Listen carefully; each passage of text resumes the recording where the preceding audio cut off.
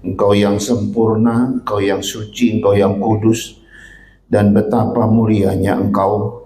Kami manusia berdosa, manusia yang najis, penuh dengan keberdosaan. Betapa kami jauh daripada Tuhan. Kami tidak pernah bisa disempurnakan, karena bahkan setiap hari kami terus jatuh dan jatuh lagi. Tuhan, jika kami belajar tentang kekudusan-Mu, kesucian-Mu, itu berbicara tentang target kehidupan kami yang paling akhir. Biarlah kami boleh mencapai kekudusan seperti Tuhan yang kudus, seperti Kristus yang tidak berdosa. Biarlah kami juga boleh belajar bagaimana menjadi serupa dengan Kristus. Berkati firman-Mu yang sebentar diketengahkan di tengah kami, urapi hamba-Mu dan kami semua yang duduk mendengar. Biarlah suara Tuhan saja yang kami dengar, dan isi Tuhan saja yang kami terima, isi hatinya dan maksud-maksudnya yang indah buat kami.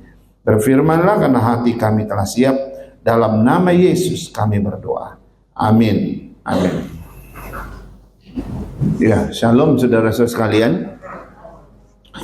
Saudara, mari kita lihat tema kita hari ini, yaitu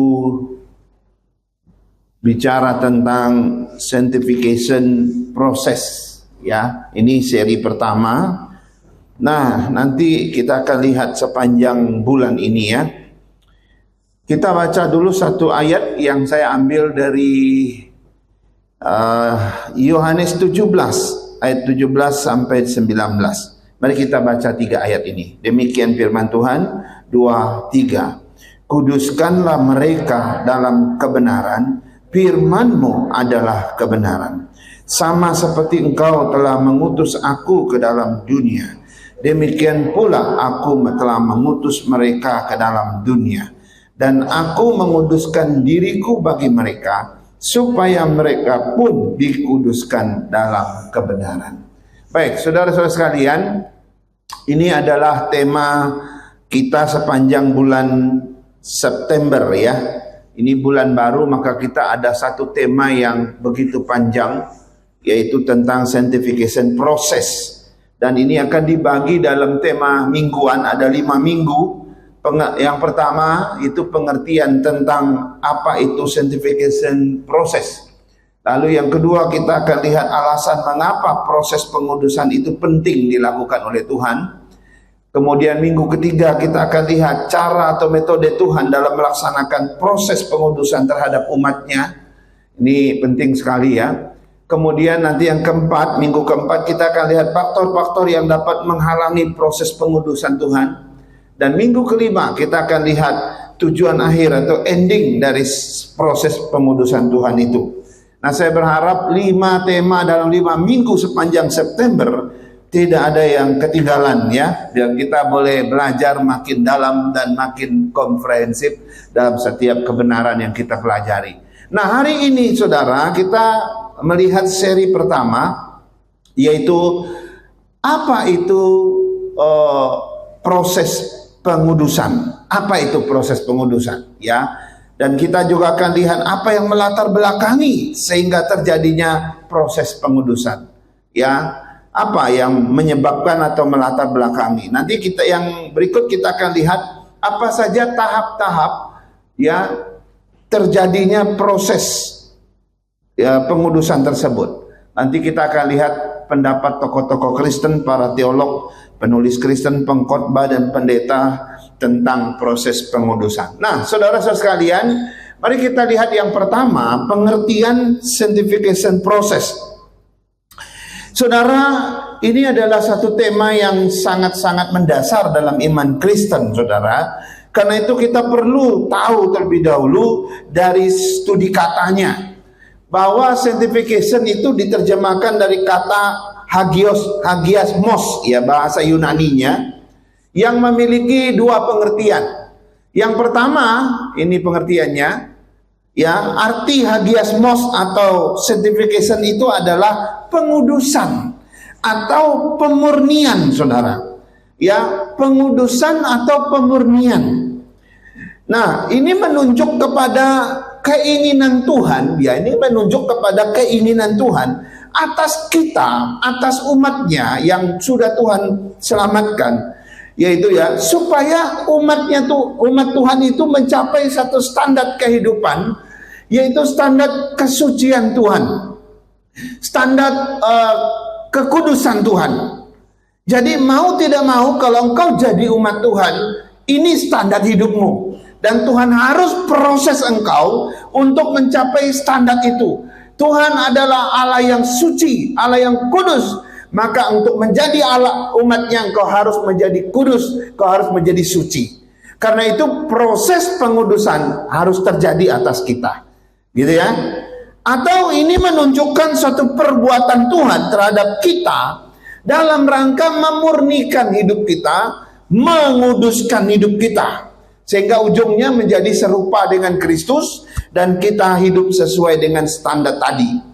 Contohnya ya, misalnya emas, saya pernah singgung ini. Saudara kalau tanya tukang emas, kalau menurut teorinya ya, emas itu baru betul-betul bebas dari segala kotoran atau dari segala benda-benda lain yang melengket campur dengan emas itu kalau dibakar sampai 7 kali. Emas kalau dibakar sampai 7 kali, maka tinggal emasnya saja, nggak ada lagi kotorannya. Bayangkan pembakaran sampai 7 kali, dan itu nggak mudah ya. Dan bagi emas, kalau dia bisa teriak, aduh ini berkali-kali aku dipanasin gitu ya, sampai meleleh berkali-kali sampai menjadi emas yang murni gitu ya. Nah, kira-kira hidup kita itu diproses, dimurnikan begitu gitu ya. Tadi kita baca Yohanes 17. Tadi kita baca dalam bacaan kita tadi, Yohanes 17 ayat 17, tadi dia berkata begini, kuduskanlah mereka dalam kebenaran, firman-Mu adalah kebenaran. Ya, ini Yohanes menulis doa Yesus. Ya, Yesus berdoa kepada Tuhan, kepada Bapaknya. Dia minta, Tuhan, Bapa, kuduskanlah mereka. Mereka ini umat pilihan Tuhan yang Yesus sudah selamatkan. Ya, di dalam kebenaran, dan firman-Mu adalah kebenaran. Jadi Yesus berdoa supaya kita yang menjadi pengikut Kristus, yang sudah percaya Kristus ini, diproses untuk menjadi kudus, diproses, dimurnikan, harus. Dan ini permintaan serius Tuhan Yesus kepada Bapa di surga, saudara. Dan melalui apa? Nah, menarik saudara. Dia minta kita dikuduskan, dimurnikan melalui kebenaran, yaitu melalui firman Tuhan. Wow. Ya. Karena itu jangan malas dengar firman Tuhan, saudara. Kenapa? Karena mendengar firman Tuhan itu bagian dari pengudusan kita. Ada banyak orang yang hidupnya diubahkan setelah dia mendengar sepotong daripada firman Tuhan. Waktu dia dengar itu, firman Tuhan itu menegur dia, lalu firman Tuhan itu menggarap dia, kemudian lewat pekerjaan Roh Kudus, dan akhirnya dia berubah. Terjadi pengudusan. Luar biasa ya. Nah, itu yang pertama. Sekarang kita lihat yang kedua, pengertian sanctification tadi. Yang kedua adalah pemisahan, atau dipisahkan atau dikhususkan. Nah, saudara, pengertian yang kedua ini menunjuk kepada perbuatan Tuhan atas umatnya, atas kita, ya, agar hidup kita ini dipisahkan dari dunia, sehingga kita tidak lagi hidup untuk dunia, tapi hidup yang dipisahkan itu hidup bagi Tuhan. Nangkep ya? Hidup yang dipisahkan itu dikhususkan bagi Tuhan. Jadi kata dipisahkan, dikhususkan, artinya kita diambil dari dunia yang berdosa ini, dipilih dari sekian miliar manusia yang menjadi umat pilihan dia, lalu dikhususkan, dipisahkan untuk Tuhan. Nah, Yohanes 17, ini ada ayatnya, Yohanes 17 ayat 18 berkata begini, sama seperti Engkau telah mengutus aku ke dalam dunia, demikian pula aku telah mengutus mereka ke dalam dunia. Saudara jangan salah sangka dulu dengan ayat ini. Saya harap saudara perhatikan. Saudara, ayat ini bukan semata-mata berbicara tentang misi. Tangkap ya, karena ini bicara pengutusan. Ayat ini bukan semata-mata berbicara tentang pengutusan dalam misi, bukan. Sebenarnya ayat itu kalau kita kontekskan dari atas sampai ke bawah dalam konteksnya, konteks dekatnya, ini ayat berbicara tentang dipisahkan, saudara. Loh, tapi kan ada kata pengutusan, betul. Ya, ayat ini sebenarnya bicara tentang pemisahan, proses pemisahan. Kenapa? Nah, ini dia. Setelah kita mengalami proses pengudusan dari Tuhan, di mana kita telah dipilih oleh Tuhan, diselamatkan oleh Tuhan, maka sejak itu kita mengalami satu keterpisahan dari dunia ini dan menyatu dengan Kristus. Jadi kita bukan lagi berasal dari dunia ini, tetapi berasal dari Allah, karena kita lahirnya dari Allah. Yang kedua, kita bukan lagi milik dunia ini, tapi kita milik Tuhan. Sama seperti Kristus, dia adalah milik Bapa, dia diutus ke dunia. Sekarang Tuhan mengutus kita ke dunia, karena kita sudah menjadi milik Bapa. Nangkep ya? Jadi itu bicara tentang keterpisahan. Kalau kita masih milik dunia, maka tidak ada istilah pengutusan atas kita. Justru karena kita sudah berpindah kepemilikan, kita sudah dipisahkan menjadi milik Allah, sekarang diutus kembali karena kita sudah menjadi milik Dia. Jadi ayat ini berbicara tentang keterpisahan, ya, kepemilikan kita atas Tuhan, kepada Tuhan, gitu ya. Jadi Kristus dia milik Bapa, dia diutus ke dunia ini. Sekarang kita sudah diangkat jadi milik Bapa, kita diutus kembali ke dunia ini. Jadi kita bukan milik dunia lagi, tapi kita datang mewakili Allah di dunia ini. Itu sebenarnya statusnya. Jadi ini bicara bukan semata-mata pengutusan dalam misi, tapi ini juga bicara tentang pemisahan, pembuktian bahwa kita sudah dipisahkan. Lalu yang terakhir di dalam arti kata proses, ya. Proses, ya, tentu kita mengerti menunjuk kepada sifatnya, bahwa pengudusan yang Tuhan lakukan, yang Tuhan kerjakan itu bersifat berproses, ya, bersifat berkembang dari yang sederhana menjadi yang sempurna, ya. Jadi kalau kita mengalami satu proses, maka proses yang sederhana, yang tidak berbentuk, yang belum berkualitas kemudian menjadi berbentuk, berkualitas, itu proses. Jadi kalau kita bicara pengudusan atau proses pengudusan, maka kita sejak percaya Tuhan, engkau belum sempurna, engkau belum memiliki kekudusan yang sesungguhnya. Tapi sejak itu Tuhan terus proses kita dari hari demi hari menjadi orang yang memiliki standar kesucian Tuhan. Nah, di situ perbedaannya. Nah, sekarang kita lihat bagian yang kedua dalam bagian ini. Apa yang melatar belakangi terjadinya proses pengudusan? Nah, saudara, saya mau kasih tahu begini. Proses pengudusan Tuhan itu tidak terjadi kepada semua manusia di dunia ini. Tidak, saudara. Proses pengudusan Tuhan hanya terjadi kepada umat pilihan Tuhan saja. Terbatas pada orang pilihan Tuhan saja. Proses pengudusan itu tidak terjadi kepada orang-orang yang belum dipilih atau yang tidak dipilih. Bahkan mereka yang akan binasa di dalam dosanya, proses pengudusan ini tidak akan pernah terjadi atas mereka. Ini menarik, ya. Jadi untuk mereka yang akan binasa tidak ada gunanya proses pengudusan. Untuk apa? Tapi proses pengudusan itu hanya dipersiapkan dan dilakukan bagi mereka yang mau masuk surga, kira-kira begitu, ya. Nah, kenapa? Karena surga itu tempat yang suci, kan? Surga itu tempat yang kudus, di mana Tuhan ada. Maka orang yang mau masuk ke surga yang suci itu mesti disucikan dulu, mesti mengalami proses pengudusan dulu. Ini menarik. Itu sebabnya di dalam ayat 17 tadi kita baca, kuduskanlah mereka dalam kebenaran. Kata kuduskanlah mereka, saudara tahu ini bicara tentang perintah. Tuhan Yesus meminta kepada Bapa, meminta supaya Tuhan memerintahkan supaya menguduskan orang-orang yang ikut Yesus itu. Dan itu suatu perintah. Perintah itu keharusan. Nggak bisa tidak begini. Tuhan, boleh nggak separuh aja deh aku diproses untuk disucikan. Separuhnya jangan deh Tuhan. Nggak bisa. Kau harus disucikan, kau harus dikuduskan. Itu perintah. Ya, jadi ini sebuah keharusan, bukan sebuah pilihan. Kalau pilihan itu boleh ya, boleh tidak gitu ya. Keharusan enggak. Nah, sekarang kita tiba pada apa yang melatar belakanginya. Nah, inilah latar belakang terjadinya proses pengudusan.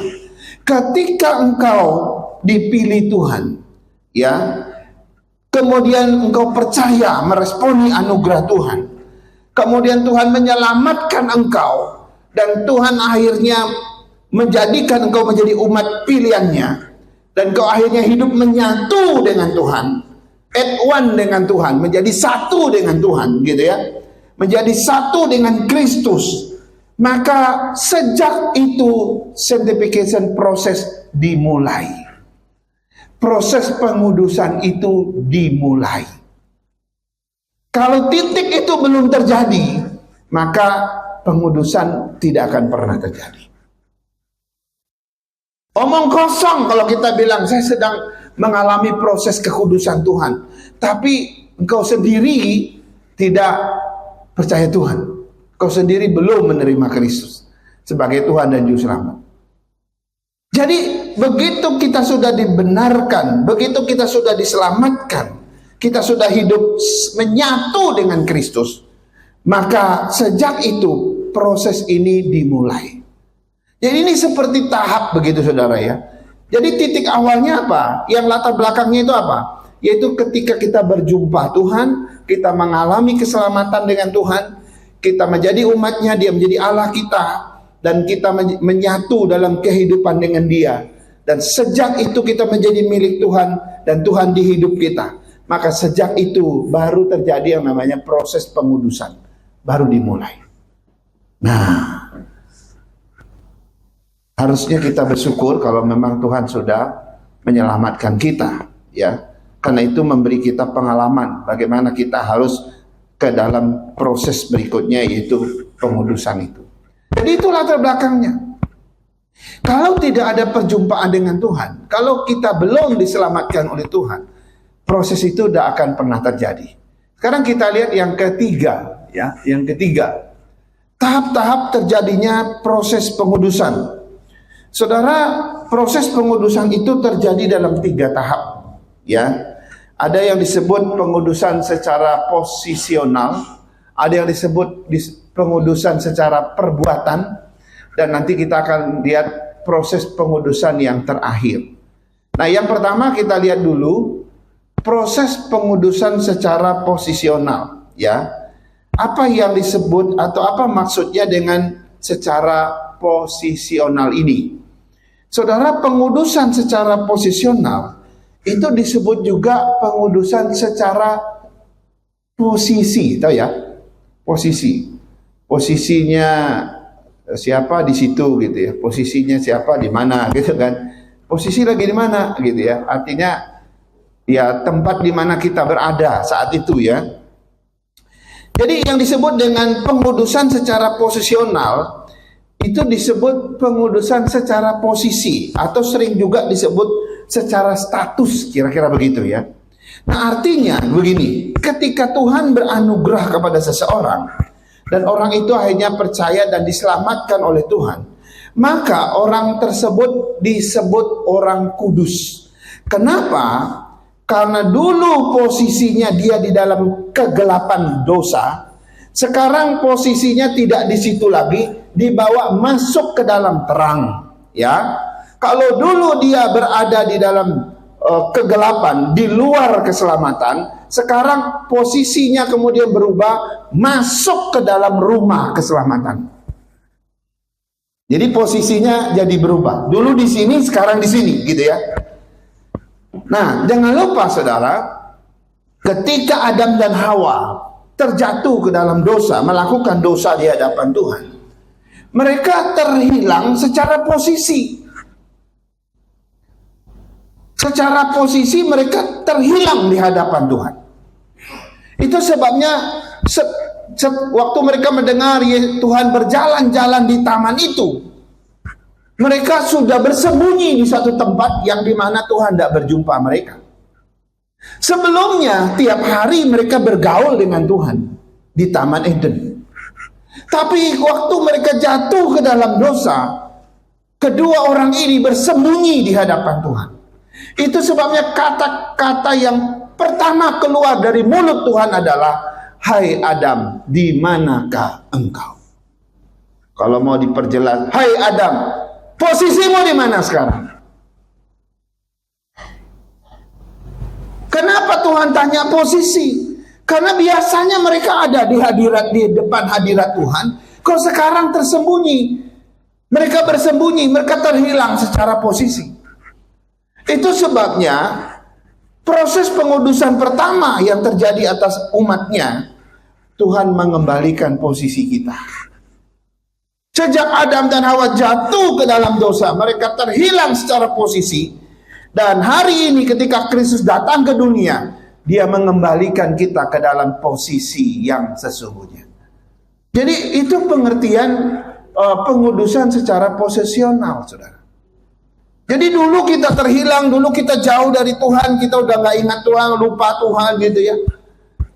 Sekarang begitu Kristus datang menangkap kita, membawa kita kembali ke posisi yang seharusnya, yaitu menjadi umat pilihan Tuhan yang senantiasa berada di hadapan hadirat Allah. Wow. Kalau tanpa Kristus, kalau tuh Kristus nggak pernah datang, saudara, kita nggak akan pernah berubah posisi kita. Posisi kita akan selamanya di sana dan binasa di sana. Menarik ya? Itu sebabnya Tuhan perlu mengembalikan. Jadi tahap pengudusan secara posisional ini adalah mengembalikan kita kepada posisi yang dulu pernah ada di zaman Adam. Secara status gitu ya. Nah, selanjutnya saudara, ini ya perkataan Tuhan waktu mencari Adam. "Hai Adam, di manakah engkau?" Kejadian 3 ayat 9. Tapi ada yang menarik satu lagi saudara. Waktu posisi kita udah dikembalikan, dulu kita adalah terhilang, sekarang posisi kita udah dibawa ke posisi yang benar. Waktu kita menjadi di posisi ini, kita disebut anak-anak Allah kan. Kita adalah umat pilihan Allah kan. Nah, sekarang kita juga dijuluki sebagai orang-orang kudus, saudara. Jadi orang yang sudah pindah posisi, udah kembali kepada posisi yang seharusnya, mereka disebut orang-orang kudus. Makanya kalau kita baca surat-surat daripada Rasul Paulus, berkali-kali Rasul Paulus menulis, misalnya di surat Korintus gitu ya, kepada orang-orang kudus di Korintus. Maksudnya itu kepada jemaat Tuhan yang ada di Korintus. Itu maksudnya. Tapi dia pakai istilah kepada orang-orang kudus di Korintus, kepada orang-orang kudus di Filipi, kepada orang-orang kudus di Galatia misalnya. Dia selalu memakai istilah orang-orang kudus. Tetapi saya mau kasih tahu ya, orang-orang kudus maksudnya tadi adalah jemaat ya. Nah, istilah orang kudus ini bukan kudus secara perbuatan, tetapi ini bicara tentang posisi. Sekali lagi, waktu dia menyebut mereka orang-orang kudus di Korintus, orang-orang kudus di Filipi, itu bicara bukan perbuatan, tapi bicara mereka sudah diposisikan Tuhan ke posisi yang benar sebagai umat pilihan. Itu maksudnya. Nah, kenapa bukan secara perbuatan? Nanti kita akan lihat. Kenapa? Karena itu kalau perbuatan itu tahap kedua. Dan kalau kita mau melihat jemaat di Korintus itu hidup dalam roh pecah belah kan? Mereka saling punya golongan ini, golongan itu. Itu dosa di dalam jemaat Korintus itu, itu dosanya luar biasa. Terjadi perpecahan jemaat yang luar biasa. Tapi kenapa Paulus bilang mereka orang-orang kudus? Nah, kita harus membedakan dua hal ini. Secara status mereka orang kudus, orang-orang kudus karena sudah dipindahkan posisinya. Tapi nanti dalam perbuatan mereka belum orang kudus.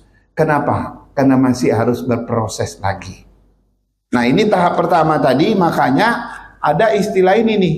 Ya, ada satu ayat yang perlu dibaca di sana. Ya. Demikianlah hendaknya kamu memandangnya, betul ya? Bahwa kamu telah mati bagi dosa, tetapi kamu hidup bagi Allah dalam Kristus Yesus. Jadi bicara tentang posisi tadi atau status orang-orang kudus tadi, ya, mereka tidak lagi hidup di bawah kuasa dosa. Mereka sudah hidup di bawah kuasa Allah. Gitu ya.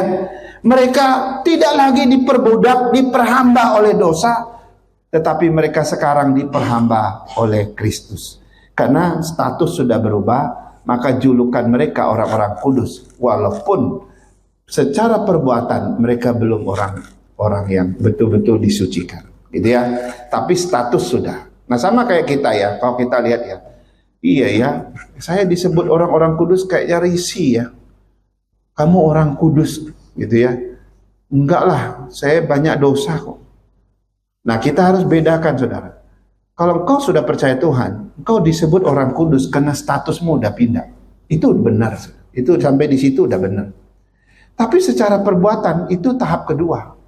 Secara perbuatan kita masih bisa jatuh bangun kan. Jatuh bangun di dalam dosa, di dalam kenajisan dan sebagainya. Tapi itu proses yang kedua. Tahap pertama itu adalah posisimu mesti dikembalikan dulu. Statusmu sudah mesti orang kudus dulu. Kan gitu ya. Jadi supaya kita makin paham aja. Yang kedua sekarang. Yang kedua adalah, ya, tahap kedua maksudnya, itu pengudusan secara perbuatan, saudara.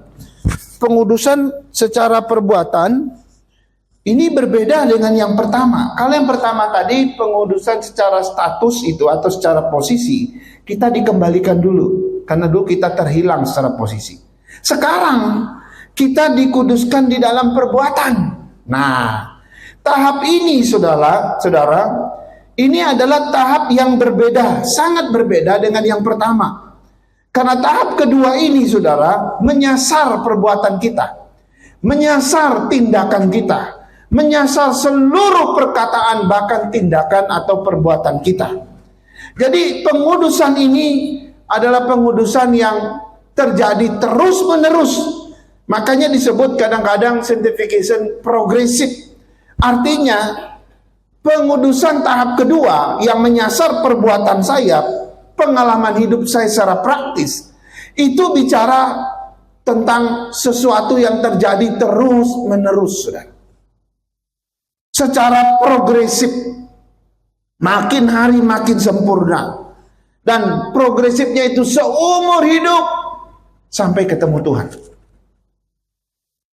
Jadi kalau kita melihat yang bagian kedua ini, kalau yang pertama cuma terjadi satu kali, ketika posisimu dikembalikan ke posisi yang benar, sekarang kau sudah menjadi orang-orang kudus di hadapan Tuhan. Itu cuma satu kali terjadi seumur hidup. Tapi sekarang tahap kedua, yaitu pengudusan dalam perbuatan, dalam pengalaman hidup praktis kita, itu nggak terjadi sekali. Itu terus menerus seumur hidup, ya, secara terus menerus, nggak putus-putus seumur hidup kita. Dan pada pengudusan tahap kedua ini juga, disitulah kesempatan kita belajar bertumbuh di dalam Tuhan, menjadi dewasa dalam perbuatan, dewasa di dalam Tuhan. Kita tidak kanak-kanak lagi, tapi kita sudah belajar dalam segala hal. Kita yang dulunya lemah makin lama makin kuat. Kita yang dulunya sederhana sekarang menjadi sempurna seperti Kristus. Wow, ini tahap kedua memang berat, saudara, nggak mudah. Coba kita lihat pengalaman Rasul Paulus, bagaimana dia menghadapi penyucian atau proses penyucian atau pengudusan secara perbuatan. Coba kita baca. Wah, bisa baca nggak ya? Bisa. Kita baca bersama-sama ya, dengan bersuara. 2, 3. Bukan seolah-olah aku telah memperoleh hal ini atau telah sempurna, melainkan aku mengejarnya. Kalau aku dapat juga menangkapnya. Karena aku pun telah ditangkap oleh Kristus Yesus. Saudara-saudara, aku sendiri tidak menganggap aku telah menangkapnya. Tetapi ini yang kulakukan, aku melupakan apa yang telah di belakangku dan mengarahkan diri kepada apa yang di hadapanku, dan berlari-lari kepada tujuan untuk memperoleh hadiah, yaitu panggilan surgawi dari Allah dalam Kristus. Wow. Jadi bagaimana Rasul Paulus menghadapi proses penyucian, proses pengudusan tahap kedua ini yang menyasar perbuatannya?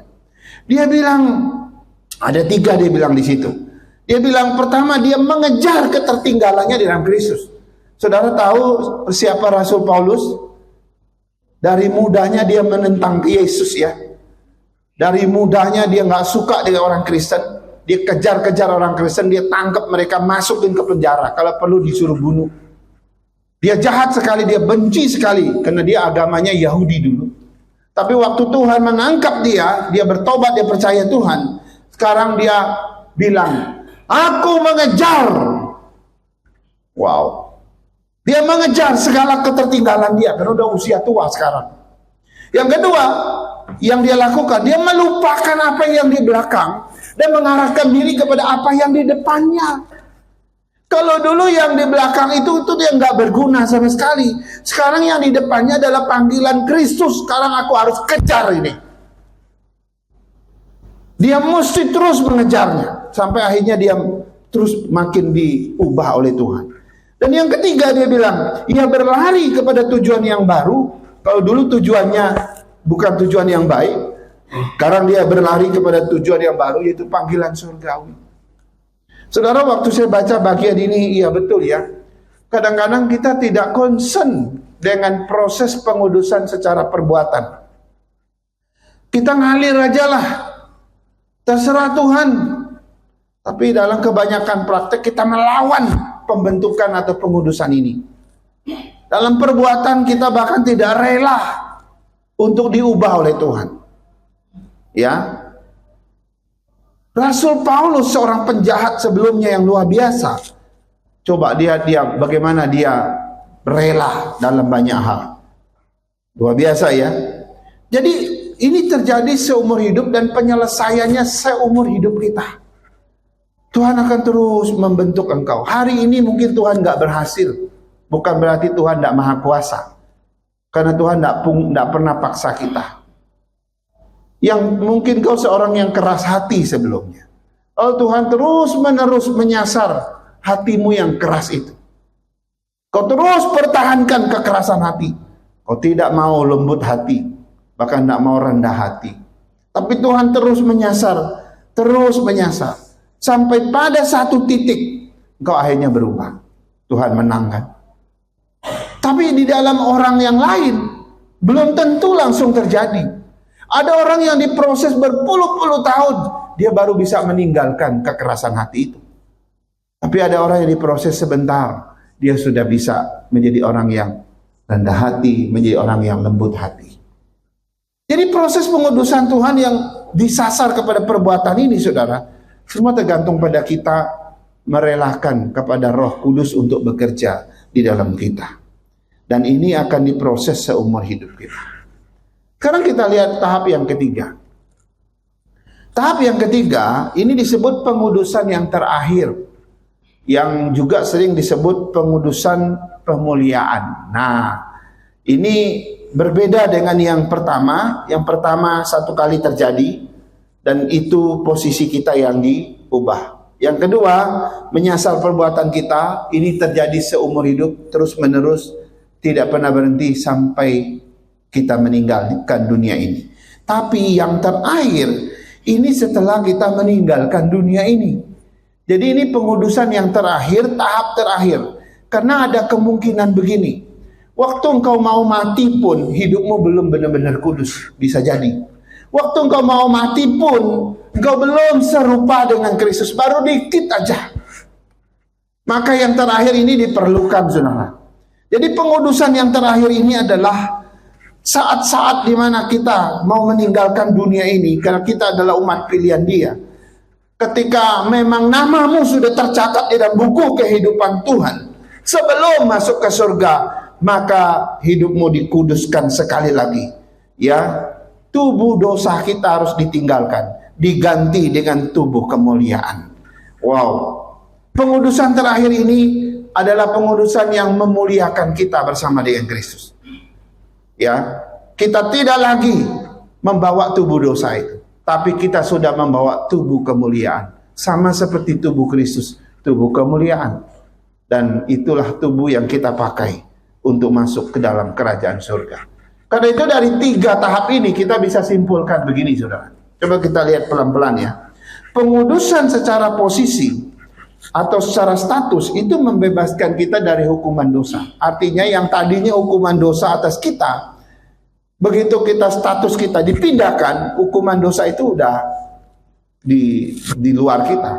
Kita udah dibebaskan di dalam terang. Dulu dalam kegelapan, di atas hukuman dosa. Sekarang dipindahkan Tuhan di bawah terang Tuhan.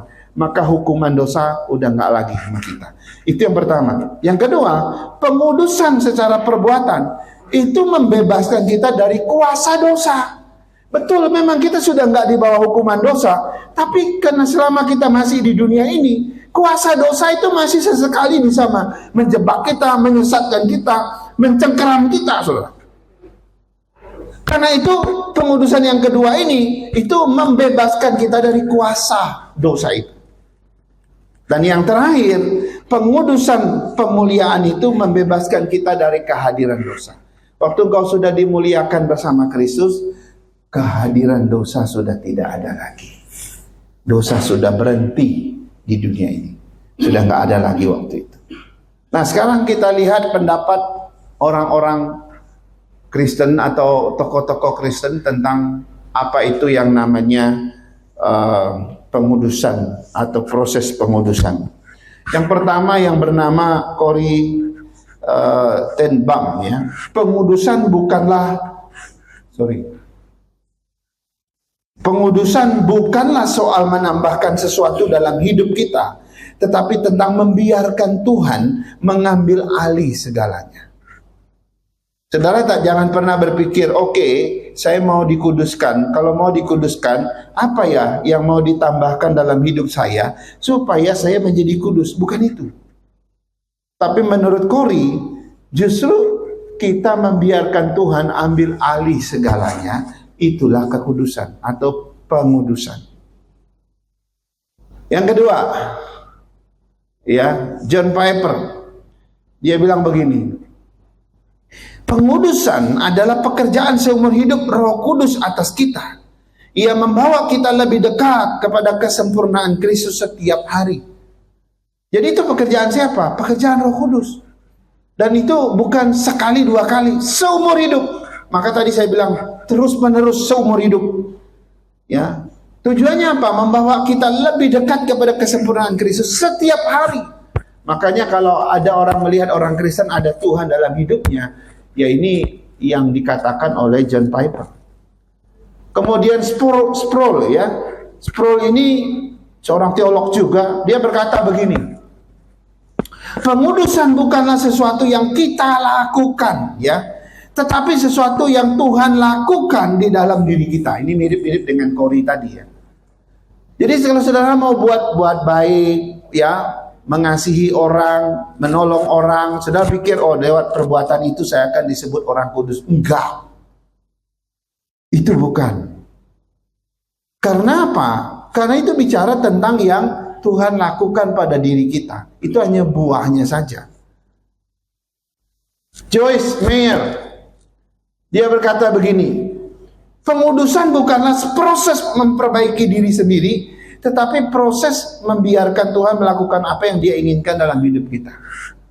Banyak orang, ya, sok-sok mau jadi orang baik gitu, ya. Dia perbaiki dirinya dengan cara, karena orang sering julukin dia jahat, dia jadi baik tiba-tiba gitu, ya. Kemudian orang bilang dia nggak jujur, dia tiba-tiba berusaha untuk jadi jujur gitu, ya. Saudara, bukan itu, ya. Tetapi kalau kau biarkan apa yang Tuhan kerjakan, maka itu memang berubah. Hanya karena Tuhan, bukan karena kita. Terakhir, seorang teolog juga yang sangat terkenal, A.W. Tozer, pengudusan bukanlah tentang mencapai kebaikan moral, tetapi tentang menyerahkan diri sepenuhnya kepada Tuhan. Wow. Ya, banyak orang pikir untuk memperbaiki moralnya dia berusaha untuk berbuat moral yang baik, tapi bukan itu, ya. Tapi penyerahan diri kepada Tuhan seutuhnya. Nah, ini pendapat orang-orang yang berbicara tentang pengudusan, saudara. Ya, hari ini terkesan masih sangat teoritis sekali karena memang dasar dan juga studi katanya. Tapi berikutnya kita akan lihat, ya, pengudusan itu ada banyak cara dan metode Tuhan atas kita. Kadang-kadang dia izinkan masalah, penderitaan, ya, problem yang nggak selesai-selesai. Itu bagian dari pemurnian Tuhan juga.